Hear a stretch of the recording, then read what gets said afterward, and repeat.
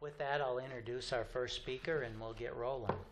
Our first speaker is Brian Schillinglaw, and he directs New Forest's U.S. investment business, leading forest carbon offset project evaluation, landowner partnerships, and project management. Brian has over 7 years of experience with environmental markets, investment, and climate policy. Brian holds a Bachelor of Arts from Harvard University, a Doctor of Law from Stanford Law School, and a Master of Science from the Interdisciplinary Program on Environment and Resources at Stanford University. Let's welcome Brian. So thank you, Brian. Thank you, John, for the invitation to speak, and to ITC for the invitation to speak. We're honored to be here. And in kicking this off, I'll introduce a little bit about the California compliance market and the protocol. And Greg will be discussing a little bit about the market from the perspective of a longtime tribal forester. And Greg's team and our team have worked together on the two projects registered under the California Compliance Offset Protocol on tribal land to date: the Yurok Tribe Forest Carbon Partners CKGG Improved Forest Management Project and the Round Valley Indian Tribes Project. And so, Greg liked the way we were working, and we really value Greg's team, decades of experience in tribal forestry and tribal forest management goals. So how many folks in the room are currently developing a forest carbon project how many folks know another tribe or a landowner who is developing a carbon project, a forest carbon project? Okay, so a good chunk of the room. So, in terms of, and I'll take about 20 minutes here to introduce the market and the protocol. I'll chat briefly about New Forests, a brief overview of the market, and then we'll get into how the California Offset Protocol works, and then flag some things to think about, some key considerations for tribes. So, New Forests, we're a timberland investment manager. We manage about 1.5 million acres globally in multiple sawmills. We're the largest timberland manager in Australia, and we have offices in San Francisco and Singapore. But our company, which was once a part of Hancock Timber Resources Group, was really founded on the belief that forests produce multiple values to society in addition to wood products, and that landowners are going to begin to be paid for delivering water quantity, water quality, carbon sequestration, and wildlife habitat. And so because of that, our CEO was on the first committee that drafted the first version of the offset protocol that California eventually adopted over 12 years ago. And we've been helping to push this forward over that time. And this is really the first time that at scale there's a price for building inventory, for growing inventory, maintaining inventory in the United States. And it's a major change in forest economics. We've registered the first compliance protocol forest carbon project and the most to date under the California Compliance Protocol. As I mentioned, the only project developer to successfully verify and register with the Air Resources Board projects on Native American trust and fee land to date. There's a couple other projects in the pipeline that you'll hear about that were on trust and fee land. And so offset track record we're a leading supplier of offsets in the system, and we've delivered millions in revenue to landowner clients, primarily to Native American landowners. So after that brief introduction, why is this all here? So the fundamental challenge is that as a society, we're polluting at such a rate in greenhouse gases that we're trending towards 1,000 parts per million by the end of the century of carbon dioxide in the atmosphere. And the last time there was 1,000 parts per million in the atmosphere, there were subtropical forests at the poles. So that's happening in a very short period of time, and it's a major challenge for us as a community. And California is the 8th largest economy in the world, acting on that science, passed a law in 2006 to reduce greenhouse gas emissions in the state. They're targeting 1990 levels by 2020. And there's a variety of policy mechanisms to achieve that, including forcing the utilities to build out more wind and solar, having a low carbon fuel standard. But they also created a cap and trade system. And cap and trade was originally developed under the Bush Senior administration. It was a Republican environmental innovation that was first used to address sulfur dioxide pollution. And this has been ported into the greenhouse gas realm. And so the cap and trade market includes the use of offsets, with an expected demand of 150 to 200 million offsets in aggregate by 2020. And current offset supply is constrained relative to demand. I think we're up to, not counting retired offsets, maybe 17 million offsets right now that are available for use. So the way this works is that regulated businesses in the state of California, so you're really talking about the large oil and gas, electric power companies, industrial companies, they can individually pollute as much as they decide to in their businesses, but they have to have a permit called a California carbon allowance or an offset for every ton of pollution they emit. And you can only meet up to 8% of your pollution with offsets. So if I pollute 100 tons, I have to turn in at least 92 California carbon allowances and up to 8 offsets. And so California, the allowances, the permits to pollute are issued in limited and declining quantities, which creates a cap on the overall level of pollution. So the reason the system was adopted is because if you just tax the pollution, you're not sure how much pollution you get. You might have the same level of pollution at just a higher cost, but with a cap, you know you're getting less and less pollution over time. So the way this really works is you can see the columns represent expected business as usual emissions in California. It jumps up in 2015 because in 2015 you get the inclusion of transportation fuels and natural gas for home heating. And the red line represents the number of permits issued by the state of California to auction to pollute. And these permits are auctioned annually. And you can see the number of permits. The red line goes down every year relative to expected business as usual pollution. So that difference is what the system forces in pollution. Part of that's accomplished by offset projects, and part of that's accomplished internally to polluting industries. Now, the permits are auctioned quarterly, and there's a minimum price in the auction that goes up by approximately 70% per year. And so the state of California says, okay, you individually, all of you guys will pollute no more than X, and if you want to pollute, it's going to cost you at least this much, and next year it's going to cost more, and there are going to be fewer permits. There's been about $4.2 billion of the permits auctioned to date in the past 2 years.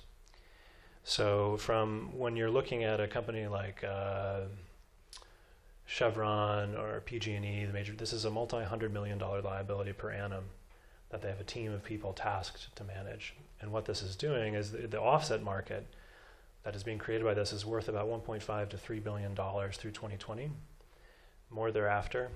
And forest landowners have produced the majority of offset supply to date. So a lot of that value is going to go to forest landowners. And it's a major price signal.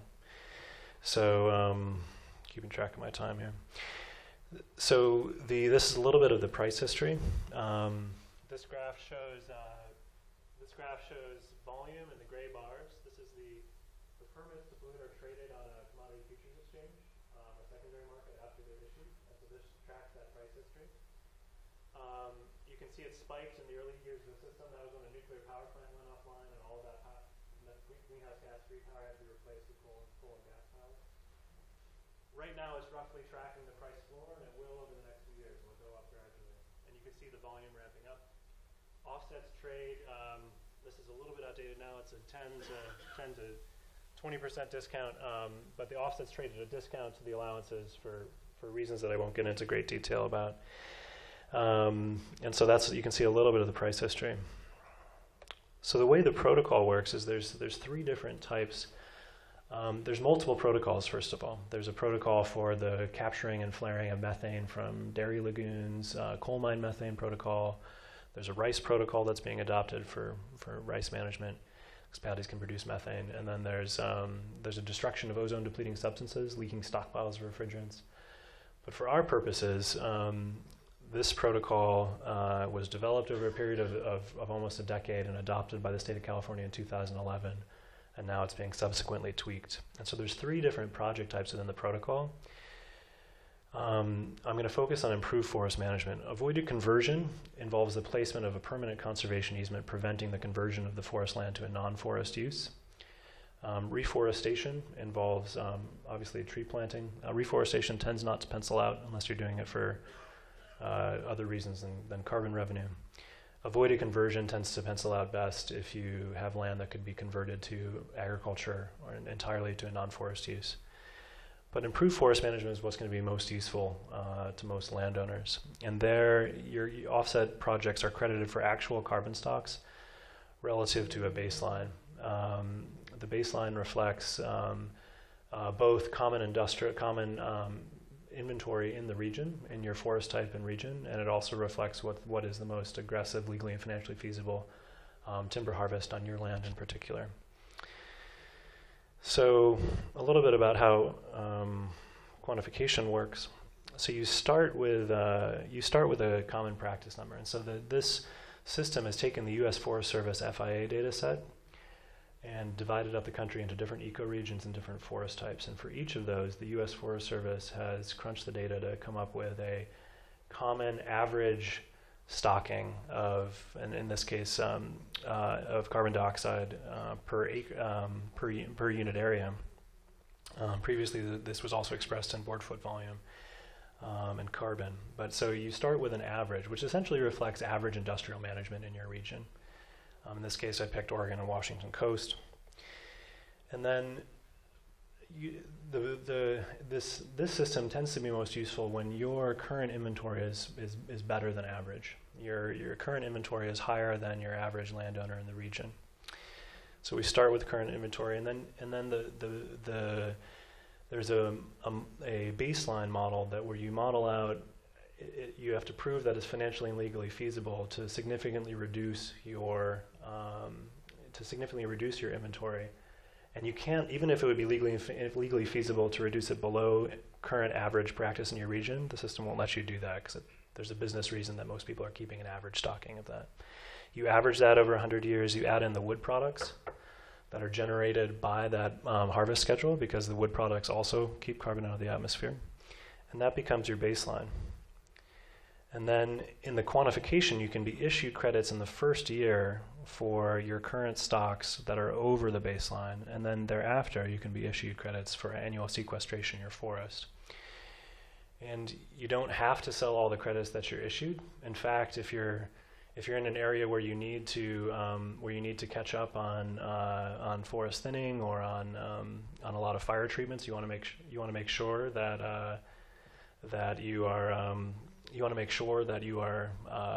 you leave some room to do all of the timber harvest that you want.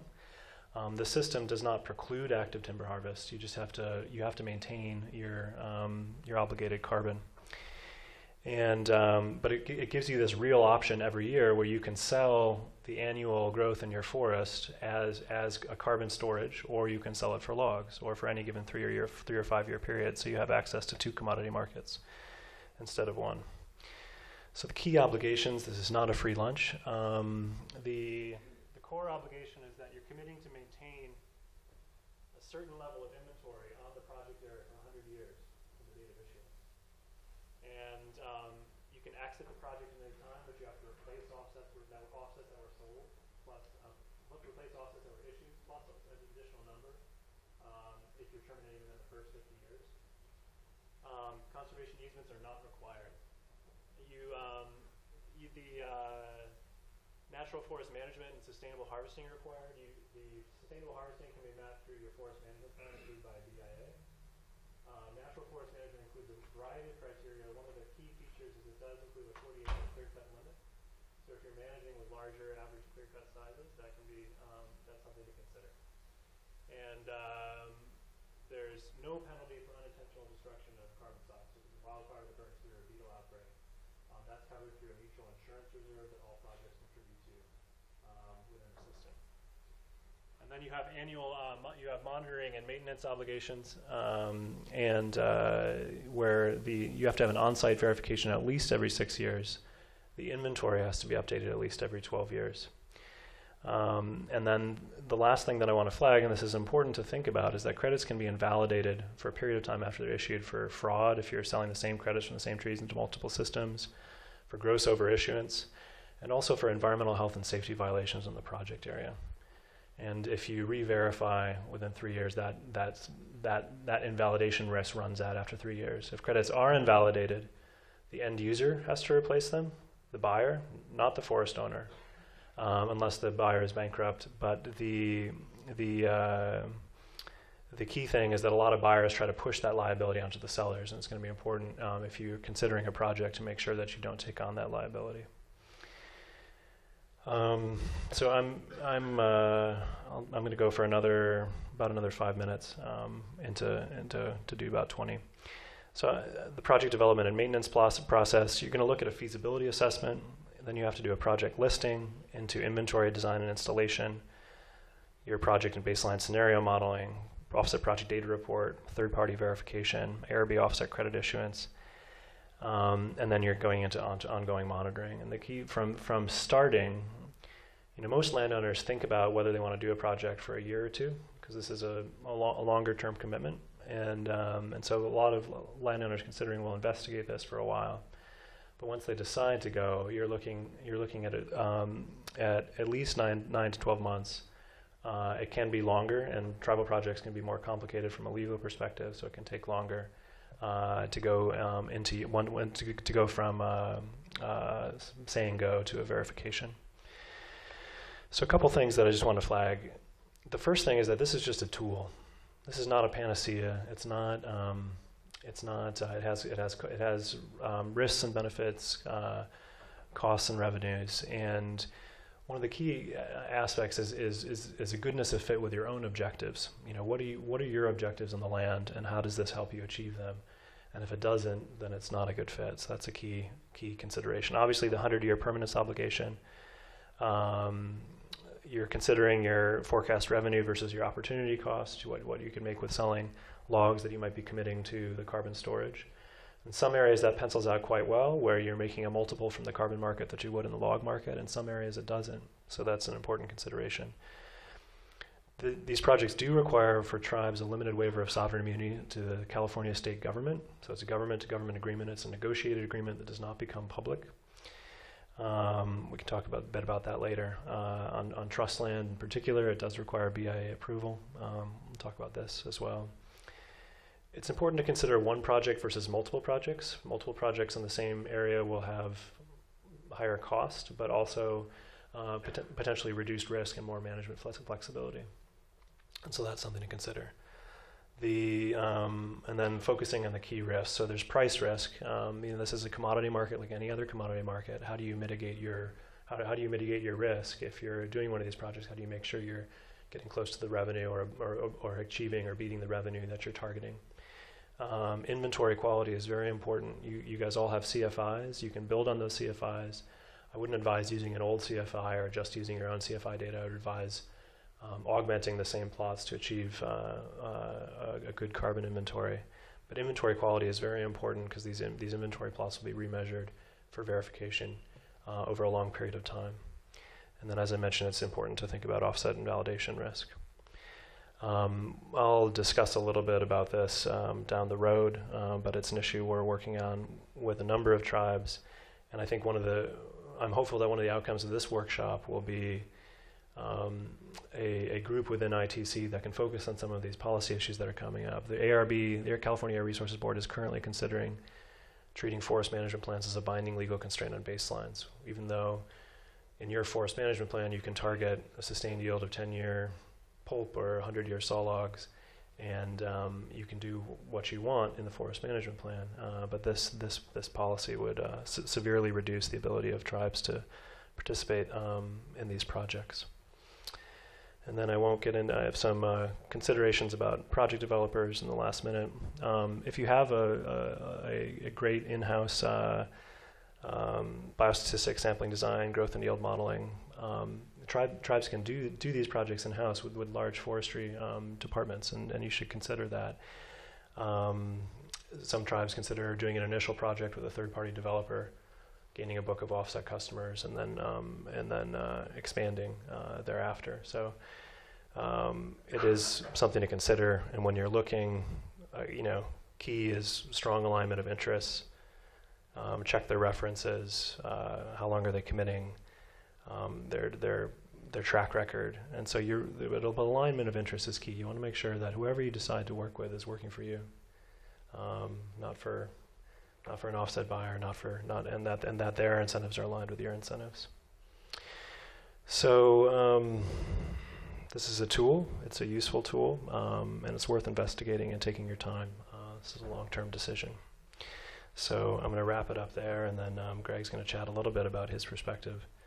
Brian, did you want to?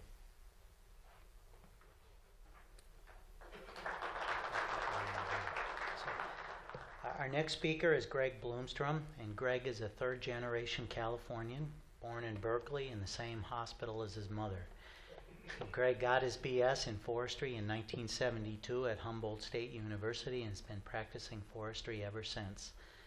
Greg is a co-owner, along with 6 others, in Baldwin Bloomstrom Wilkinson and Associates, a consulting firm, a consulting forestry business that practices sustainable forestry and works throughout the West with tribes. In the last several years, Greg's firm has assisted in the completion of 4 fully registered and verified California carbon projects, including 2 on tribal lands. Prior to forming BB&W in 2002, Greg worked for 20 years as a forester in the Hoopa Valley tribe in Hoopa, California. Greg, welcome, Greg. Thank you, Brian. I'm often the odd man out at these Intertribal Timber Council symposia. My wife and I are vegetarians. And Brian didn't mention it, but my bio at the very end said I have a reverence for nature, except for deer, slugs, and raccoons. And the slugs and the deer are associated with being a vegetarian. You could ask me later about raccoons. So I'm going to talk about our firm's experience working on tribal projects in California, essentially, and in working with New Forests. We have a strategic partnership where we work with New Forests and advise them on particular California forest practice rule issues and prescriptions, inventory, etc. But I want everyone to know that Brian's firm works throughout the United States to register projects anywhere in the U.S., and any one of you anywhere in the U.S. could register a project that would receive credits from the California cap and trade system. So it's not something where if you don't have property in California, you can't do anything. So I'm going to talk a little bit about our experience, about the 100-year commitment of Carbon Project, natural forest management, sustainable harvesting, and the other items there. I don't need to read them off. So our firm has spent 13 years writing over 140 forest management plans on Indian land in the U.S., mostly in California, where there are a lot of public domain Indian allotments, but we have a lot of experience working in Indian land. One of my colleagues and I have 35 years working directly with the Hoopa Valley tribe or other tribes. We've completed CFIs on multiple reservations, assisted in fact, Brian's already mentioned that we've worked on carbon projects. And we're working on several new projects with Brian, and we have considerable experience working in California, the West, but in particular on tribal lands throughout the U.S., mostly in the West. So these observations are associated with the experience that we've gained over the 2 projects on tribal land in particular. And I'm kind of a dirt forester kind of guy, so these are the things that tribal people, staff, council members, and others have brought up to us as issues about doing carbon projects on your property. So what about the 100-year commitment? Well, it's not a contract. You're not signing a contract with the state of California. It's an attestation that you're going to maintain those stocks on your property for 100 years. If the law creating the cap and trade system goes away, then your commitment goes away. And it's not really any different than cutting a tree down for timber harvest purposes without a carbon project. So let's look at this example. This is a property that does have a carbon project. You can see there's a tree on your right that's got blue paint disease. It's marked for harvest. I marked that tree. It's a commitment by the landowner that once that tree is cut, his goal is to have big old trees on the property forever. He's making a commitment to replace that tree and create another, not create, but grow another tree that'll be at least as big as the one that's marked or bigger, but that's a 100-year commitment on his part. And that's not really much different than the tree on the left, which, because his property has a carbon project on it, he's also committing to maintain that tree or several trees like it for 100 years. And so in effect, you can have the same commitment, whether it's carbon or the timber harvest, and it's, depends on site and on rotation, but you could have a similar commitment on a 100-year basis for either type of activity. Here's another 100-year commitment. Let's say the forest in the background is at rotation, it's 100 years old, and you've just put in a clear cut in front of it, and it's 0 years old. You've made a 100-year commitment to grow timber back to that kind of condition about the forest in the back. So that's not much different in terms of length of time than it would be if it were a carbon commitment.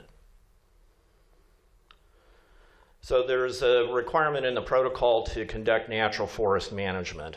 So one of the aspects of the protocol is you have to maintain or increase standing livestock over the life of your project. And you can read some of the other things. You're going to have verified progress, which means you're going to have a verifier commit or verify that your stocks are increasing. They have to manage the distribution of habitat and age classes that's natural. And an important one here is no more than 40% of the project area can be in stands that are less than 20 years old. So you have to really think about that in terms of even-aged management. So you have to also meet a test of sustainability, and for most tribes this is going to be pretty easy, and in my experience with private landowners in California anyway, most don't have a management plan, at least not approved by the state, whereas with tribes you could meet that requirement to have sustainable harvest practices by having a BIA approved management plan. And this morning Dave showed that 79% of tribes have approved management plans that cover 94% of the trust land in the U.S. You can also meet the requirement of sustainable forest management by employing uneven age silviculture and have 40% canopy cover, or you could be FSC certified. You only have to meet one of those. Brian mentioned you have to meet, or you must issue a waiver of sovereign immunity, and this is the language directly out of the protocol. The governing body of the tribe must enter into a limited waiver of sovereign immunity, and you can read the rest. I'm not going to elaborate it. And that's something that you have to take on as a tribal staff or council member. Probably in other cases, there have been limited waivers of immunity for other reasons that you've entered into for one reason or another. And that might be the basis for you to start looking at whether or not those might work for cap and trade. You got to have BIA approval. Now, it doesn't mean that that's a contract. In the case of the Round Valley tribe, that was a letter that was signed by the regional director saying that the tribe could move forward with a cap and trade project. But that's not necessarily something that happens overnight. I mean, as good a relationship as you might have with your regional director, that's a pretty big commitment on both of your sides, on the regional director and on the tribal side, to enter into the cap and trade system, and it's not something that you want to leave to the last minute on a carbon project. So Brian mentioned CFI plots. Tribes have lots of great CFI data, and they'll give you a good estimate of whether or not you might have a project, and it's financially feasible. And if you've got a recently measured CFI, that might actually suffice for a project that you would have sufficient statistical reliability in order to make, or in order to register a project. If you're 3 years or more since measurement, I think you're almost certainly going to have to go back and remeasure. And some of that could be covered depending on your agreement and your process for registering a project. That might be covered by a broker. The cost to measure might be covered by a broker. If you're doing it on your own, you're going to undertake that cost on your own. The statistical standard, most of us work in timber sales where you've got one standard deviation of confidence. Here it's 5 to 7% standard error at the 90% level. That's a pretty tough standard. That's why CFI may or may not work. So here are some examples of projects. I only got a couple of more slides. Your properties that, let's say you're managing your property, it's currently a culmination of board foot annual increment, more or less. It's kind of old trees. And your goal is to take it down to very young, small trees for whatever reason. And that's not likely going to be a great carbon project. If your property is managed for a cubic foot culmination of mean annual increment and you intend to keep it that way, it could be a project. You might be growing trees not to a really old age, but you're trying to increase stocking, you're trying to maintain cover everywhere. That could work, particularly if the surrounding landowners, say in the south, are managing on a short rotation. If you've got a property that's really well stocked, and you tend to keep it that way, carbon could be a great project. It could really help fill in revenue stream when you've got years when maybe the timber market's down. And then probably the sort of preeminent project is one where you're trying to build stocking and your goal is a bigger, older forest, maybe more fire resilient, less brush on the ground, bigger, older trees. That's likely to be a good project. So, not for everyone. It's good where you're building inventory. Doesn't work that well when you're doing a lot of even-aged management. And it won't work without BIA approval or a waiver of sovereign immunity. But there are some pretty substantial financial benefits. And that is it. Thank you.